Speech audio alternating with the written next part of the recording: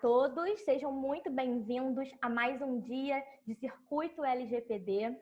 Estamos, na verdade, no nosso último dia e hoje nós contamos com a participação mais do que especial da ilustre doutora Patrícia Peck, que nos presenteou com a sua presença, com o seu conhecimento, vai nos presentear com o seu conhecimento. Ela dispensa apresentações, mas eu devo dizer que ela é advogada, professora, uma das pioneiras do direito digital no Brasil, autora de 22 livros de direito digital, doutora pela Universidade de São Paulo, PhD em Direito Internacional e Propriedade Intelectual, reconhecida no Brasil e internacionalmente. Doutora, muito obrigada pela sua participação. É uma grande honra para nós tê-la conosco. Em nome de toda a Comissão de Direito Digital da ABA Rio, eu agradeço imensamente. Fique à vontade para a senhora fazer as primeiras considerações e, após isso, a doutora Gisélia vai iniciar fazendo algumas perguntas para que a gente dê início a esse último dia, incrível dia de evento. Bem, obrigada, Jéssica, agradeço essa oportunidade, a iniciativa aí da comissão, você, Gisélia, né, Larissa, que está aqui também, a todos que estão assistindo, que a gente possa usar esse momento de reunião, mesmo que virtual, né, para essa troca de conhecimento. Fico muito feliz de ver o crescimento das pautas do direito digital. Lá atrás, quando eu comecei minha linha de pesquisa, né, eu já dizia que o direito digital era um upgrade do próprio direito, né, essa evolução do direito, do pensar o conhecimento jurídico numa sociedade cada vez mais tão dependente da tecnologia, mas onde as relações humanas precisariam ser consideradas com algumas premissas, que a gente está aí tendo as testemunhas máquinas, as provas eletrônicas, essa desmaterialização do suporte físico e que a própria possibilidade, como é um dos temas que a gente vai conversar, de que a manifestação da vontade começa a ter o seu registro em ambientes mais digitais e que um papel tão querido, né, uma tecnologia inventada pelos chineses 104 anos antes de Cristo, começa a ser deixado mais de lado, já que ele vai sendo substituído pelo suporte eletrônico. Vivemos um grande boom do tema do digital. Eu que comecei com tecnologia aos 13 anos de idade, né, querendo estudar linguagem de programação, Basic, COBOL, montar uma BBS na minha casa, fazer um site chamado Urbanoid, tudo isso, já tinha aquela curiosidade.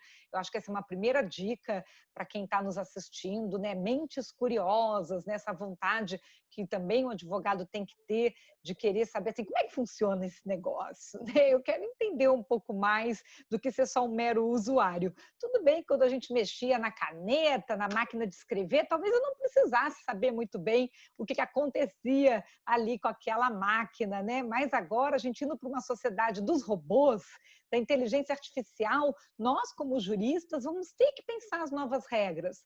Será que um dia a gente vai ter que mandar prender um robô? Não sei, quer dizer, para onde que a gente está indo com tudo isso? E aí, a própria evolução do curso jurídico vai ser avaliado, né? Você vai estudar 5 anos numa faculdade que você precisa sair dali sabendo como é que eu pergunto para essa testemunha aqui, que é um celular, o que foi que aconteceu, porque ele é uma testemunha.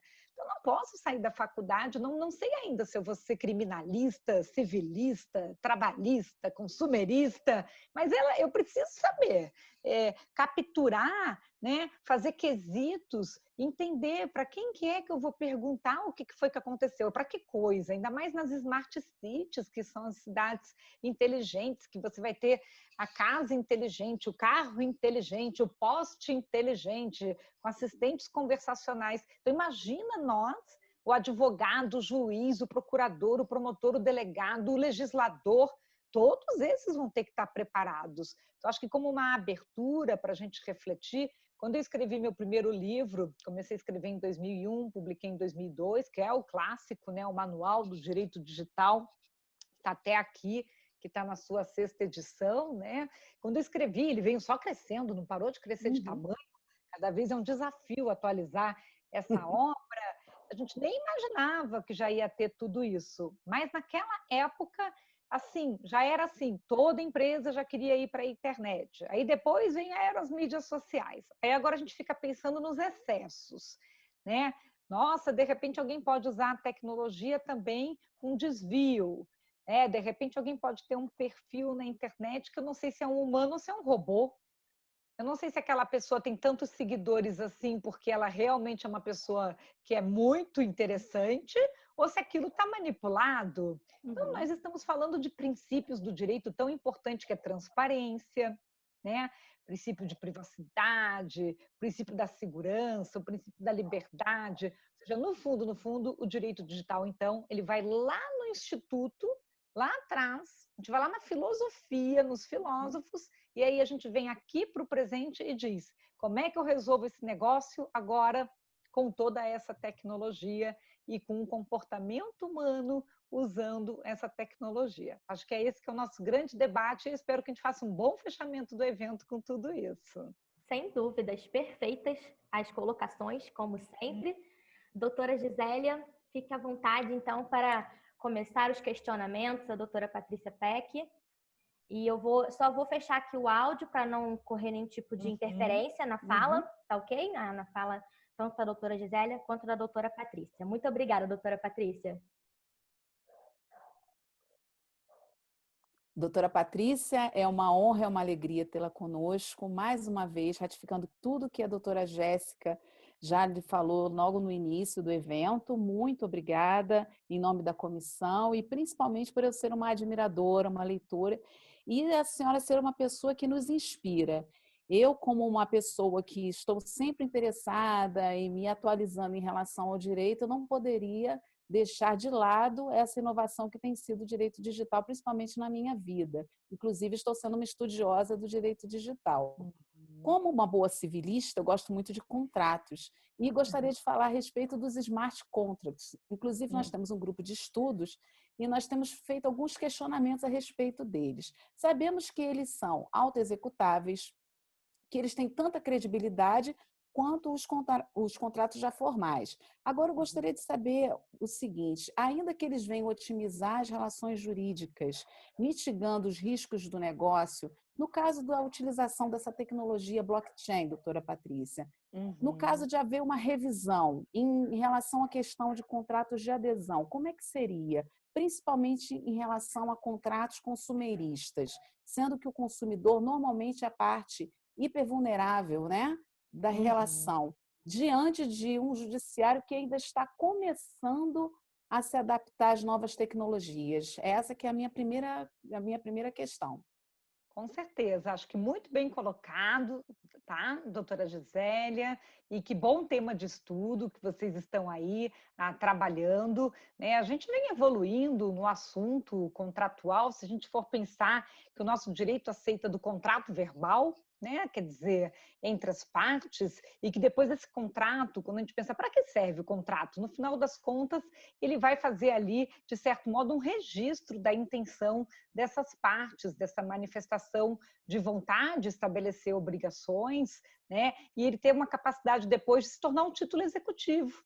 Então, assim, no final das contas, é isso tudo que reúne a questão contratual, né? Você vai sair lá da visão de negócio jurídico até chegar no título executivo. Então, quando você pensa o smart contract, lembrando que ele é um conceito que foi cunhado lá em 1994, imaginando-se que ele já precise atender todos os requisitos jurídicos. Ele é uma evolução num pensamento de protocolo de transação computadorizada. Ou seja, quando eu coloco tudo hoje num contrato, mesmo que ele saia do papel para uma versão eletrônica, como acontece, por exemplo, com termos de uso na internet, que uma pessoa vai ler e dá ok no final. Quando a gente entra num site de varejo, de comércio eletrônico, que conforme eu navego e vou dando cliques, aquilo ali já é uma contratação eletrônica, ele já é um contrato e que no final ele pode resumir a transação e me mandar um recibo, né? Me mandar uma confirmação daquela operação realizada. Pode ser que eu tenha comprado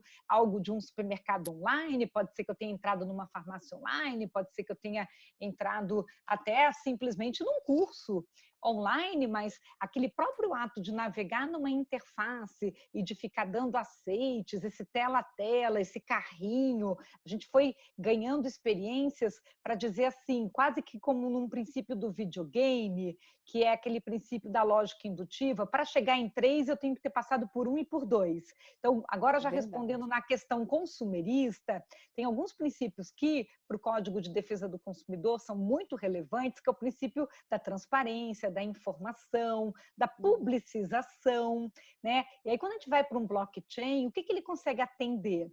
Ele consegue tornar aquilo que está sendo contratado o mais público possível, né? Ele consegue tornar aquilo imutável, um título imutável. O que a tecnologia está tentando ajudar as partes e ao direito? Que a gente evite alguns riscos que os contratos em papel, e às vezes até os contratos numa operação digital muito incipiente podem ter inicialmente. Então, só para dar um exemplo aqui rapidamente, sem me prolongar muito, imagine que um contrato em papel entre as partes, e isso que em muitas situações de consumidor, quando ele vai num shopping, numa loja, ele não está assinando nenhum contrato em princípio, ele está fazendo uma compra verbal, passando um cartão de crédito ou pagando com dinheiro, muitas vezes não fica nenhum registro daquela relação, a não ser que ele ainda peça uma nota fiscal. Porque também se aquele consumidor não exercer o direito dele, ou a loja o dever ainda de entregar uma nota fiscal, às vezes fica sem nenhum registro daquela relação de consumo, não é verdade? Então, no final, assim, no digital, a gente já ganhou uma coisa muito boa para o direito, que é rastreabilidade. A gente gera mais evidência dessas relações de consumo. Isso é um fato. Você consegue dizer que alguém acessou a loja, a pessoa gera print de tela, a gente já começa a ter muito mais evidências. A oferta, eu consigo ter um registro que aquele valor de oferta de promoção apareceu, para eu fazer com que aquele lojista cumpra, né, com aquilo que foi o valor anunciado, por exemplo, aquele desconto. Até que às vezes as pessoas ficam até nervosas, porque ela sabe que se ela fizer um refresh da tela, pode ser que aquele valor mude, quando aquele valor é randômico, que nem acontece com valor de companhia aérea, com valor de hospedagem, porque são valores que podem mudar rapidamente. Verdade. Você começa a fazer a compra, você diz, não me interrompe, tenho que ir até o fim aqui, porque está com preço bom, senão pode dar um problema, porque só vai valer o preço da finalização, do fechamento ali do carrinho com os avisos. Mas voltando com o blockchain, então, e o smart contract, o que são vantagens que eles trazem lá no papel, o que vai acontecer? As partes, às vezes, quando vão fazer um registro de documento em contrato, muitas vezes vão escrever uma data diferente da data verdadeira. Pode voltar no passado e para o futuro. Vão escrever que estão no local diferente. Né? Eu já vi gente fazer, às vezes, aquele contrato de seguro viagem, nem está naquele lugar que a viagem diz que a pessoa ia estar, né? Aquelas coisas que a gente sabe muito bem que para a finalidade de seguro faz toda a diferença, né? Aonde que você está e se é você mesmo que está lá, né? Por exemplo, para aquela situação de cobertura. Enquanto que se você faz isso vinculado num celular ou algo que seja mais amarrado à pessoa, você tem uma certeza maior, né? Segundo, aquele documento em papel às vezes não está acessível. O blockchain você vai enxergar, vai visualizar a contratação de qualquer lugar. Terceiros também podem ser facilmente avisados daquela contratação. O título gerado, ele fica imutável, né? O que dá uma segurança para aquele consumidor que não vai ser adulterado depois de realizado. A gente hoje, até com a melhor prática do comércio eletrônico, o que a gente começou a fazer há alguns anos, né, que eu recomendava para o cliente? Pega o termo de uso ou pega o contrato de compra e venda online, faz um registro no cartório para pegar aquele número de registro do cartório e botar no finalzinho do documento para quando você publica ele lá para o consumidor ver, ele não dizer que depois que ele fez a compra, você mexeu naquele documento que você mostrou para ele. Então, de certo modo, o blockchain, ele gera uma proteção para os dois lados, com relação a essa possível acusação de que alguém possa ter mexido no documento depois de ter sido visto, né? De ter sido assinado, de ter sido contratado. Então, assim, apesar, né, acho que a sua colocação foi muito boa, né, o consumidor é sim hipossuficiente, a parte mais vulnerável, a tecnologia nova, ela parece complexa, tem nome difícil, mas ela acaba sendo um agente facilitador. Ela está, na verdade, trazendo mais recursos para resolver alguns problemas que a gente, ao longo do tempo, ainda tinha como riscos na relação de uma possível ou fraude, ou quebra de expectativa, ou enganação, propaganda enganosa, coisas que até hoje ainda acontecem nessas relações entre as partes. E em algum momento o judiciário vai ter que se adequar a essas questões práticas mesmo, ou questões até de se colocarem cláusulas que poderão ser modificadas no caso de uma revisão de contrato, né? Em situações supervenientes também, a questão da imprevisibilidade do contrato, né? Aproveitando que a doutora falou sobre essa questão de termos de uso e contratos, essa questão dos casos das opções opt-in e opt-out. Em relação à LGPD, as pessoas elas têm o direito à sua autodeterminação. Como é que na prática isso vai funcionar? Porque os contratos eles já devem vir a partir do Privacy by Design ou Privacy by Default, né? Desde a sua concepção até a sua apresentação ao cliente final. Como funcionaria, já está funcionando essas questões das termo de uso, do aceite, ser uma questão de vontade do cliente? Acho que também outra pergunta muito pertinente, né? O que acontece com a legislação de proteção de dados? Lógico que ela vai ter uma abordagem muito direcionada sobre os novos direitos dos titulares que estão ali no artigo 18, principalmente o 18 e o 19, o famoso DSR, né? Data Subject Rights. E aí existe sim também toda uma linha de continuidade, as legislações elas se harmonizam, né? Eu não gosto muito, às vezes, da polêmica ou do debate, às vezes dizer, essa lei está indo contra aquela, está falando. Não, gente, as leis elas têm que ter uma capacidade de serem harmonizadas, interpretadas no sentido harmônico. Então, a LGPD, por exemplo, ela traz ali premissas que vão da transparência, da informação, da segurança e os novos direitos dos titulares. Então, na hora em que ele empodera esse titular para que aquilo que ele tenha que ter consentimento, é uma legislação que diz: você tem esse direito de consentir sobre tratamento de dados, mas as instituições públicas e privadas também podem e devem tratar dados mesmo sem consentimento, por conta de outros motivos.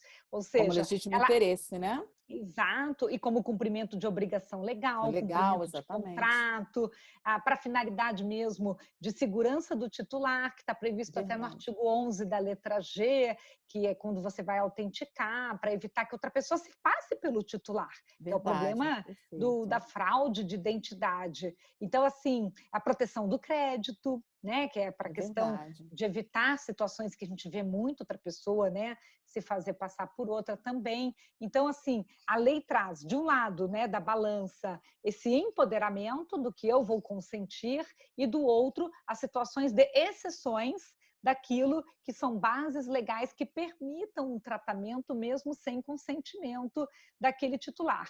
Mas esse titular, ele sempre vai poder acessar aquela instituição para saber que dados pessoais tem sobre ele e fazer requisições.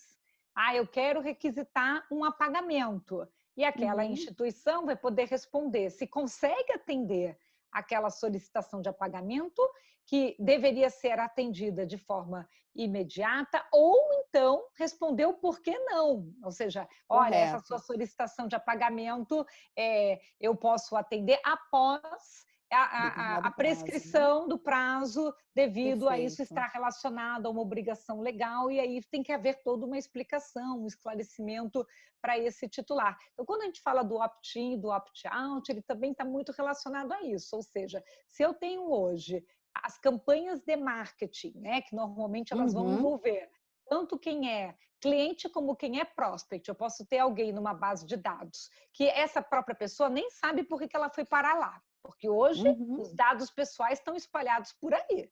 É A gente, verdade. infelizmente, a informação das pessoas não andou sendo tão bem protegida, quer seja por elas próprias ou pelos outros, É né? verdade. Infelizmente. Então, até que é por isso é tão importante essa legislação.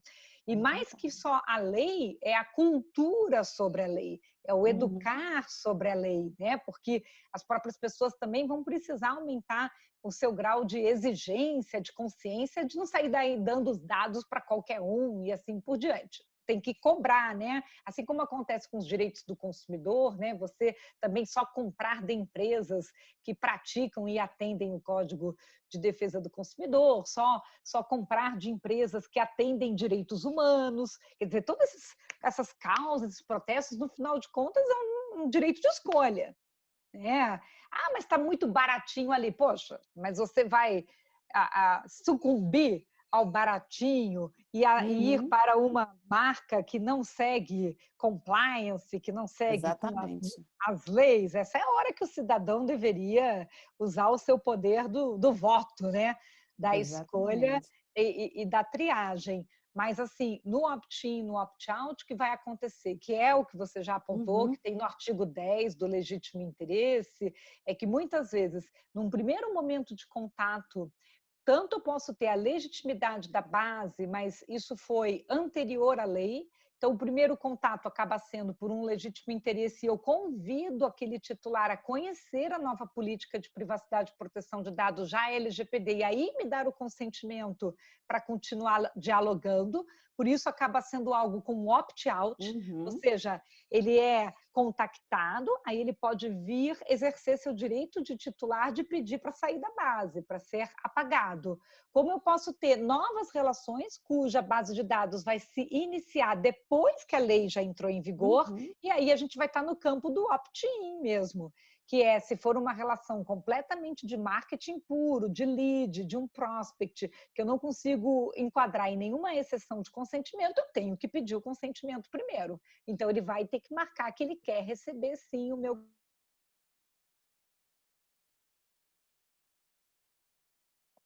Ai, travou para mim. Acho que a conexão da doutora Patrícia Deu uma travou um travadinha? pouquinho. Ah, voltou. Eu vi Voltou? uma pequena travadinha. Acontece, sem problemas. Pode continuar, doutora, fica à vontade. Aí eu disse que aí ele vai marcar, né, que vai querer sim receber as minhas informações. Excelente, professora, porque essas questões hoje passam também por uma questão reputacional, né? Então, para que as empresas estejam dentro de normas, não somente dentro das normas internacionais, por conta do mercado, por conta da nova lei que vai entrar em vigor, as normas pátrias que já defendem o consumidor, as adequações de ISO, que nós não podemos esquecer que são as boas práticas, é muito Sim. importante que estejamos todos atentos, adequados, que nós, advogados, estejamos em constante evolução, procurando boa literatura, procurando bons livros.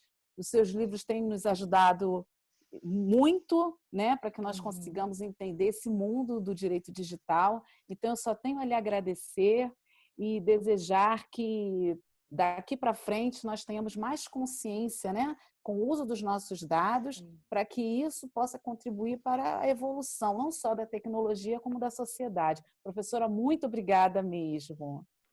Eu que agradeço a você, Gisele, agradeço a Jéssica, a comissão pela iniciativa e que a gente possa, né, pensar que esse lado do papel social da advocacia, nosso dever de esclarecimento É ao verdade. cidadão, à população, a disseminar esse trabalho educativo, porque, novamente, né, às vezes a gente é muito crítico, falar se uma lei é boa, se uma lei é ruim, sei lá. Eu costumo dizer que a lei ela tem que ser feita, ela tem que ser criada, ela tem que ser eficiente, porque ela pode ser sempre aperfeiçoada, sempre melhorada. A gente está no campo da evolução contínua, mas para a gente poder ser sustentável, a gente tem que criar a lei, mas aí a gente tem que educar sobre a lei, fiscalizar a lei e punir quem não segue a lei, né? Então a gente precisa fazer esse trabalho completo para a gente poder viver uma sociedade civil, segura e sustentável. Muito obrigada, professora. Muito obrigada, doutora Patrícia, por esse essa fala incrível. De fato, nós temos sim que estar atentos, não apenas, né, reiterando as suas palavras, não apenas as empresas precisam se adequar, mas os consumidores também precisam fazer o seu papel de fiscalização, porque quem melhor pode fiscalizar do que o próprio consumidor, do que o próprio usuário, do que o próprio titular de dados, não é mesmo? Bom, Exatamente. então vamos encerrar esse primeiro bloco, vamos dar início ao segundo bloco. No segundo bloco, a doutora Larissa vai fazer alguns questionamentos voltados principalmente para os impactos que a LGPD sofreu em virtude da pandemia, porque nós sabemos que a pandemia acabou influenciando de forma muito grande, de forma muito... teve um impacto muito relevante nas questões da LGPD. Então, nós vamos encerrar esse bloco para iniciar o segundo e último bloco da participação da senhora, tá certo? E aí a senhora entra naquele outro link. Tá bom, combinado. Tá ótimo, obrigada.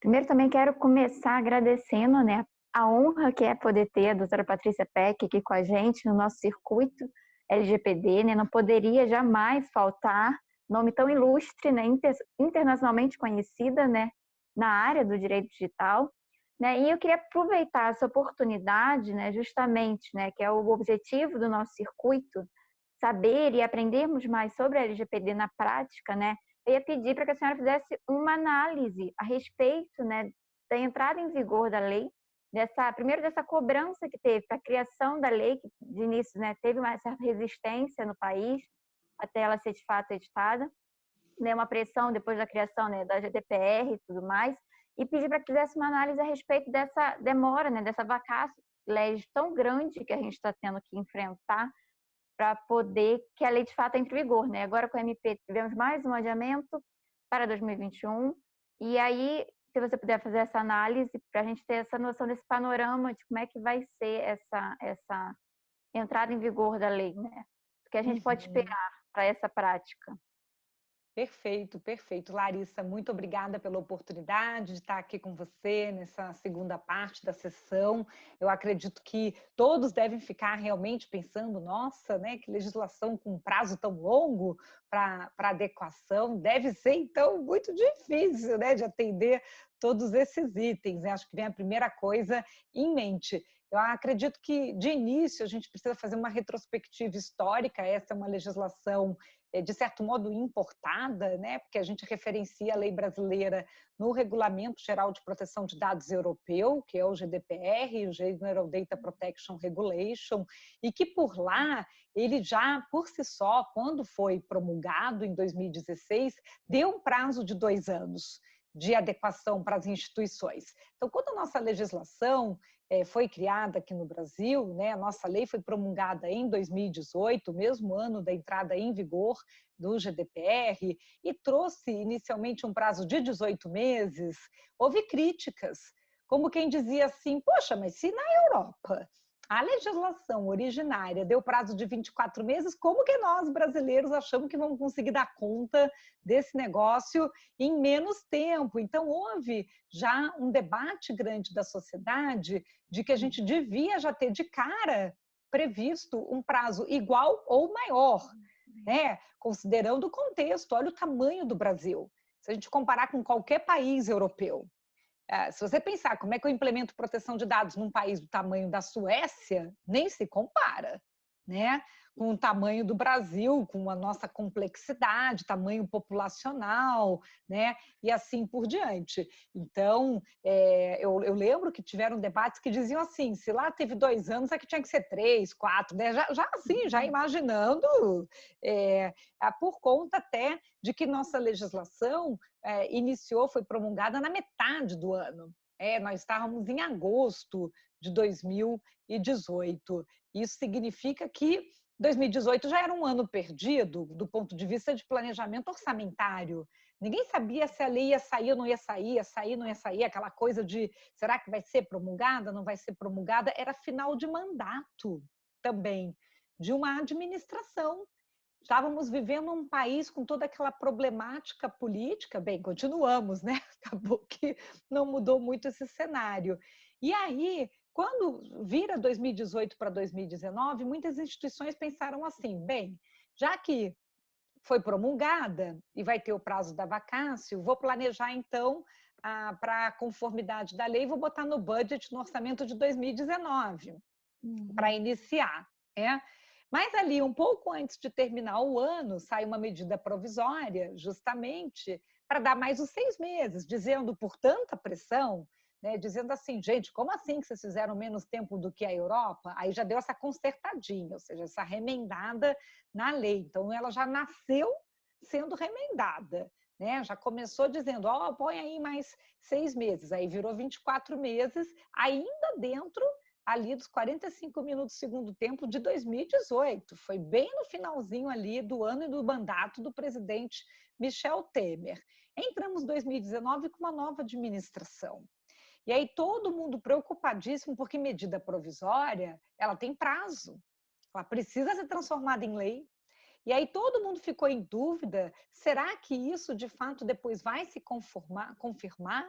Essa medida provisória vai de fato evoluir? E a medida provisória não ia falar só de prazo, ela também trouxe uma outra previsão que tinha sido muito discutida, que era aquela questão do orçamento, da autoridade, da NPD, que tinha que ter a NPD, que isso tinha ficado fora e tá.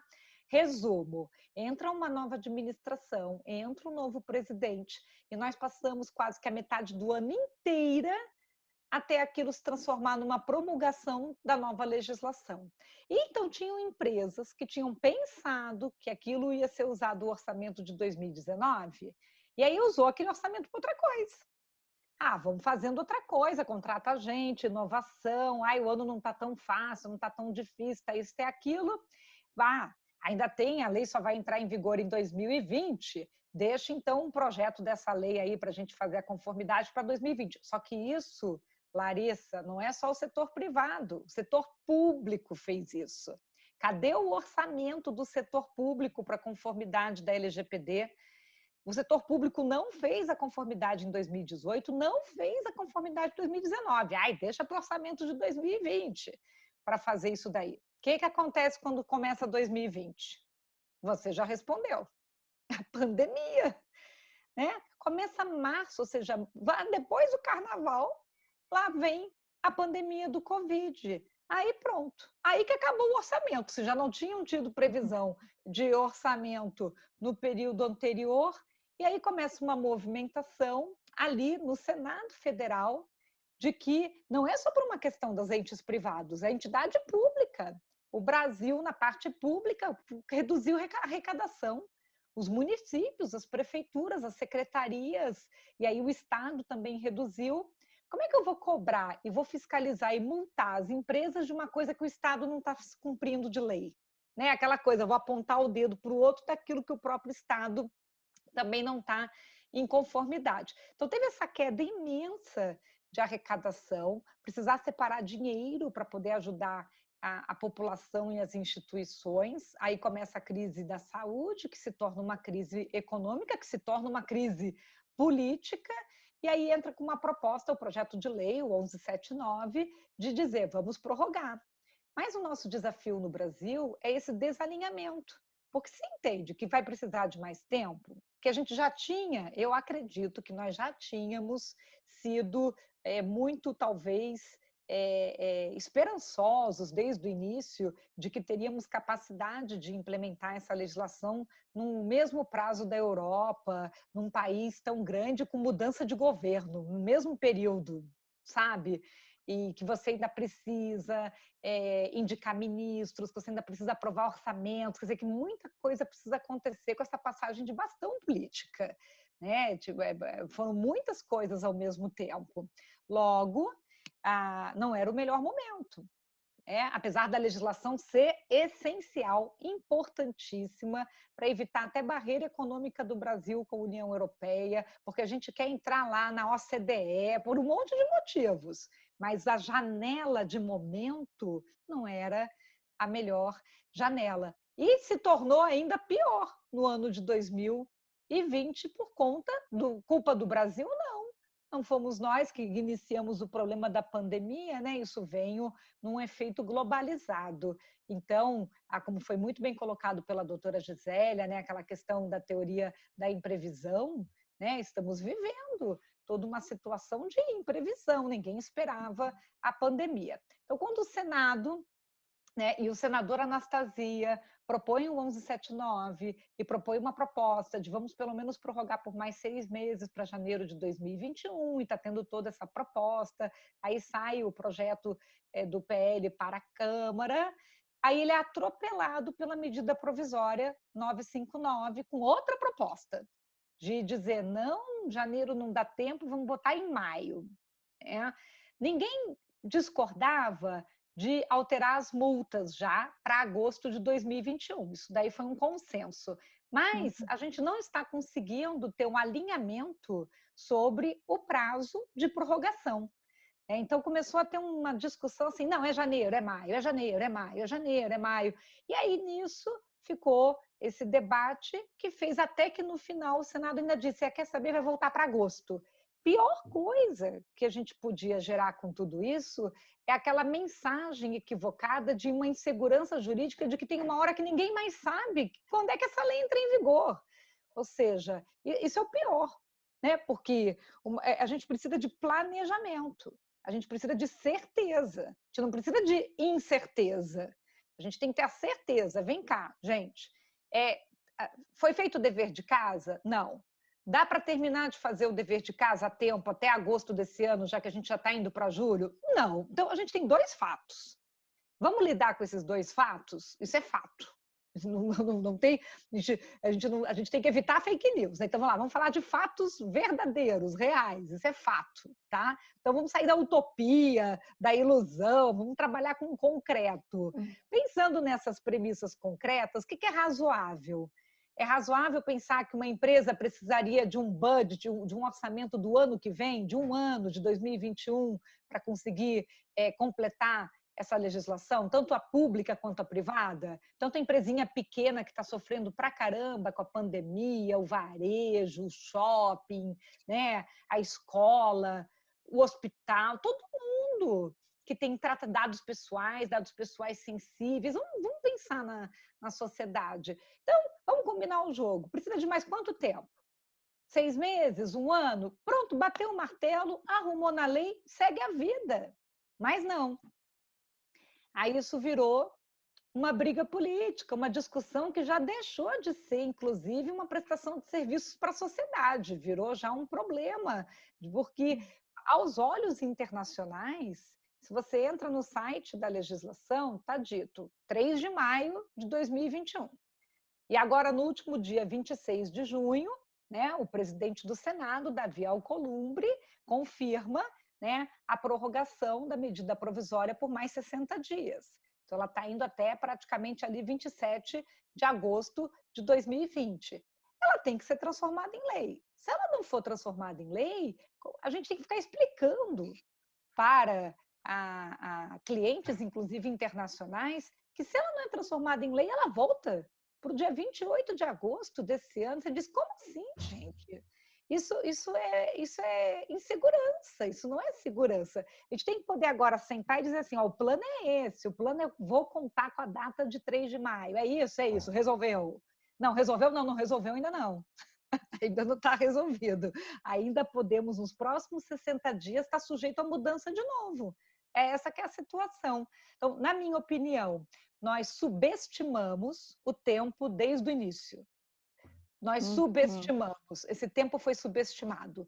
Eu acho que nós entendemos que essa legislação é extremamente importante, mas ela tem que ser feita da forma certa. Ela tem que ser feita em todos os setores da sociedade, em todas as camadas, no público e no privado, municipal, estadual e federal, da empresa pequena, da PME até a empresa grande. Então, ela é de altíssimo impacto. Eu não vi surgir a linha de crédito LGPD para ajudar as empresas a implementarem isso. E aí, no meio do caminho, surge crise política e crise econômica. Então, a gente tem que trabalhar com um planejamento coerente. Né? Sem dúvida. A imprevisibilidade foi o que está mais causando, né, espanto nas pessoas, né? Tanto para se prepararem, tanto na parte prática quanto na orçamentária, né? E como você bem falou, né? Talvez até 2021 elas nem tenham ainda, né, estejam aptas, a maioria das empresas, tendo em vista agora o surgimento da pandemia, né, que foi algo inesperado que aconteceu no mundo inteiro, sim, mas realmente o orçamento diminuiu mais ainda, né? A parte financeira está Sim. prejudicada. Então, talvez até 2021 ainda não seja esse prazo, né, suficientemente um prazo para elas se adequarem. Eu queria saber o que você acha também desse prazo, né, de 2021, e o que você acha, como é que será na prática, né? Como é que tanto empresas, quanto pessoas físicas, quanto os advogados, né, se eles de fato vão conseguir se adequar e se estarão protegidos, né? Se as pessoas físicas também, não só as pessoas jurídicas se adequarão e se teremos um cenário, né, jurídico, político apto para de fato vermos na prática a implementação da LGPD a partir de 2021. Perfeito, Larissa. Bem, primeiro, eu entendo assim, a gente tem que deixar de ter essa insegurança jurídica, precisa ter uma certeza sobre a entrada em vigor da lei. Eu tive clientes me mandando mensagem na segunda-feira, que é o dia 29 de junho, dizendo assim, PEC, e aí? Quer dizer, então, afinal, que voltou para agosto? Quer dizer, eles tiveram até um entendimento equivocado, porque muitos viram as notícias que saíram na mídia na sexta-feira do dia 26 e entenderam diferente, ou seja, já estavam perdidos desse zigue-zague do que é essa medida provisória da 959, o que significava, o que aconteceu com a prorrogação da medida, o que isso significava, ou seja, prorrogação com prorrogação significa que caiu ou que ficou? Quer dizer, Dá o confusão pessoal, todo mundo, né? E quem não é da advogado, né? Que começa Sem a ficar dúvida. confuso. A gente, advogado, fica pensando, fica fazendo conta, dizendo, gente, como é que ficou os cenários assim? Bem, na minha percepção, eu acho muito difícil ir além de 2021, do ponto de vista de panorama, inclusive, das relações internacionais do Brasil com a Europa, até por uma questão da Comissão Europeia e da necessidade da gente alcançar um nível de adequação, até pelo lado de cumprir lá com aquela parte de transferência internacional de dados, que muitas instituições fazem hoje, até pelo uso dos contratos de cloud computing. Mesmo que você não tenha necessariamente operações fora do país, você acaba colocando dados pessoais fora do país, e essa parte do artigo 33 depende muito, não só da regulamentação da autoridade, da ANPD, mas que a gente também alcance níveis de adequação. Então, assim, a legislação ela precisa, sim, entrar em vigor e as instituições precisam conseguir atendê-la. A gente não começa uma lei nova ficando 100% em conformidade no primeiro dia. É um trabalho de amadurecimento. Em geral, no primeiro ano, você alcança 60% de conformidade, no segundo ano, 80% de conformidade. É normalmente assim que você vai trabalhando conformidade de legislação. Assim como a própria autoridade, quando ela começa, é comum os primeiros 6 meses de operação da autoridade, ela dialogar mais com a sociedade, ela enviar o que eles chamam de notice letters, que são as cartas de advertência, para poder dialogar com aquelas instituições, entender por que está daquela maneira, não é necessariamente sair mandando multa direto, é ela ouvir as denúncias da sociedade, então tem que estabelecer o site de contato para poder ter o canal de denúncia, poder estar operando. Então, assim, é tanto mais relevante concomitante com a entrada em vigor da lei, começar a funcionar a autoridade, a ANPD, que já poderia estar numa posição protagonista de estar atuando agora, mesmo com a pandemia, para esclarecer as instituições que estão com dúvidas de como é que devem seguir, protocolar códigos de conduta, fazer campanha educativa da população e assim por diante. Então, eu acredito que talvez ainda possa acontecer, como uma possibilidade, um debate sobre que a lei pudesse realmente entrar em vigor junto com as multas, ou seja, talvez agosto de 2021, do que o maio. Por que maio? Por que escolheram maio? Tirou da onde maio? Uma data mágica? Não sei, né? Faria muito mais sentido ter falado agosto, né? Até agora também eu própria, que estudo muito assunto, não sei dizer de onde que tirou maio, mas estamos aí refletindo. Mas, assim, logicamente, difícil do Brasil justificar se tiver de novo mais prorrogação no ano que vem, sem isso repercutir negativamente do ponto de vista de relações internacionais, num ano de 2021 que a gente vai querer correr atrás, né, do ponto de vista econômico mesmo, para recuperar o que foi 2020. Então, o que eu deixo de recomendação temos que fazer o dever de casa, precisamos mostrar uma imagem de que o país está não só organizado, focado, planejado, como também com o interesse de que as suas instituições cumpram com uma legislação que está na linha dentro ali dos direitos humanos, que demonstra que a gente é capaz de proteger dados pessoais, de cumprir com práticas de transparência, com melhores práticas de segurança de informação. Como é uma lei reputacional, ela pode ajudar a melhorar a reputação do país, né? Então, acho que continuar prorrogando a LGPD só acaba prejudicando a nossa própria reputação. Não, sem dúvida, é necessário essa implementação, né? E no cenário internacional vai ser mais necessário do que nunca a partir de agora, né? Pós toda essa crise econômica causada pela pandemia, a proteção dos dados, né? Porque a pandemia também trouxe essa maior vulnerabilidade deles, né? Trouxe à tona toda essa questão. Então, cada vez mais vai ser exigido isso, né? Queria aproveitar para agradecer mais uma vez a participação da Patrícia Peck com a gente.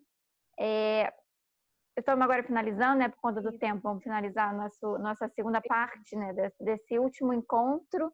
Vou passar a palavra para a nossa presidente, Jéssica Soares, para ela falar um pouco. E queria agradecer a todos os participantes que participaram do Circuito LGPD junto com a comissão. É um prazer, é uma honra poder trazer esse circuito com nomes tão grandes e tão reconhecidos do direito digital. Cada dia, cada encontro foi extremamente enriquecedor. Acredito que todos que participaram com a gente desse circuito aprenderam muito com ele, né? Obrigada mais uma vez a Patrícia Peck por fazer parte desse time junto com a gente. E passo agora a palavra à doutora Jéssica Soares. Muito obrigada, Larissa. Doutora Patrícia, novamente a gente acaba ficando até repetitivo de tanto agradecer, mas para nós é realmente uma grande honra tê-la conosco. É verdade. Eu encerro aqui esse nosso último dia com chave de ouro e sabemos que a senhora tem um compromisso agora, então não vamos mais nos estender, mas agradeço imensamente e eu tenho certeza, na verdade, que as suas palavras vão ajudar a todos os advogados, principalmente, porque o nosso evento ele é voltado, sobretudo, para profissionais que querem atuar implementando a LGPD, atuar na área, estão ainda um pouco, talvez, perdidos, né? Não sabem por onde começar. Então, o intuito do nosso evento foi esse, trazer essas informações iniciais para ajudar a esses profissionais. E eu tenho certeza que as suas palavras ajudaram imensamente a todos. Obrigada, Jéssica, muito obrigada. E eu queria deixar essa dica para todos os colegas, os advogados, da importância de aplicar a própria LGPD no escritório, mesmo que o escritório seja só você, a gente tem que dar o exemplo. Se você tem o seu site, bota ali atualizado a política de privacidade e proteção de dados, bota lá seu canal de DPO, porque a banca, né, o escritório jurídico, ele trata dados pessoais, então a gente também tem que estar seguindo as regras de compliance, ainda mais se você quer trabalhar com isso, o cliente vai dizer assim, deixa eu ver se ele também está seguindo a lei já, né? Verdade. Então, casa de ferreiro, espeto de ferro, né? Com certeza, sem dúvidas. Muito obrigada, doutora Patrícia. Tá bom. Certo? Tchau, gente. Tchau, tchau. Tchau, tchau. Vamos fazer... Vou tirar só uma foto. Posso tirar uma foto? Bom. Isso! Muito importante. Espera aí, deixa eu passar aqui. Tirar uma foto aqui da tela. Calma aí, tá abrindo a câmera. Tenta um print também, amiga. Eu vou printar também. Tá. Eu tô no computador. Acho que até que eu vou printar que vai ser melhor. Meu celular fica estranho. Pronto. Printei já, eu vou depois colocar lá. Muito obrigada. Doutora Patrícia, muito obrigada. Uma boa noite, um bom trabalho. Muita saúde nesse momento que nós estamos passando para a senhora e para a sua família. E até breve, que eu espero encontrá-la futuramente ao vivo para poder lhe dar um grande abraço. Muito obrigada. Boa noite, professora. Obrigada. Dá um abraço lá na Renata. Tchau, obrigada. Boa entrevista. Tchau, tchau. Tchau. Então, pessoal, nós estamos encerrando o nosso circuito LGPD da teoria à prática, esse evento que trouxe tantos convidados especiais, que nos brindaram com tanto conhecimento. E nós estamos muito felizes e muito honradas com a realização desse evento e também com o primeiro ano da nossa comissão. Nós estamos completando 1 ano de comissão na aba Rio de Janeiro. Então, esse evento também é um evento comemorativo. E eu espero, nós esperamos, que você esteja saindo desse evento com mais informações, mais bem preparado para poder trabalhar no mercado do direito digital, sobretudo com a implementação da LGPD. E agora, para dar continuidade ao encerramento do evento, eu passo a palavra para a doutora Larissa Carneiro, a nossa vice-presidente. Boa noite, obrigada a todos pela participação no Circuito LGPD. Obrigada a todos os palestrantes, esse time incrível que a gente conseguiu reunir nesse circuito para poder mostrar o melhor do direito digital, o melhor sobre a LGPD para vocês. Parabéns à comissão que está completando seu primeiro ano. Obrigada a todos os membros que acompanharam a gente até aqui. E fechamos esse ano brilhante com esse evento excepcional. Foi o nosso primeiro evento digital, né? Parabéns mais uma vez a todos. Para finalizar as considerações finais, eu passo a palavra agora à nossa secretária-geral, doutora Gisélia Cirne. Muito obrigada, queridas. Obrigada, doutora Larissa Carneiro. Obrigada, doutora Jéssica Soares. Foi realmente um evento incrível. Foram 4 dias com grandes palestrantes e uma temática muito importante para aqueles que querem conhecer mais do direito digital, principalmente em relação à aplicação prática da LGPD. Nesse ano, nós pudemos palestrar, dar cursos, visitar as OABs. Então, nós vamos deixar aqui os nossos contatos, caso vocês queiram entrar em contato conosco, queiram que nós possamos dar algum tipo de palestra, pode entrar em contato e se inscrevam também nas nossas redes sociais e no YouTube. Muito obrigada. Podem contar com a Comissão de Direito Digital e com a aba Rio de Janeiro. Obrigada. Perfeito, doutora Gisélia. E também, só para complementar a fala da doutora Gisélia, caso ainda estejamos em isolamento social devido à pandemia, podem nos convidar para eventos online, palestras presenciais ou eventos online, a depender das circunstâncias que nós estaremos enfrentando. Portanto, mais uma vez, obrigada a todos, um grande abraço e até uma próxima oportunidade.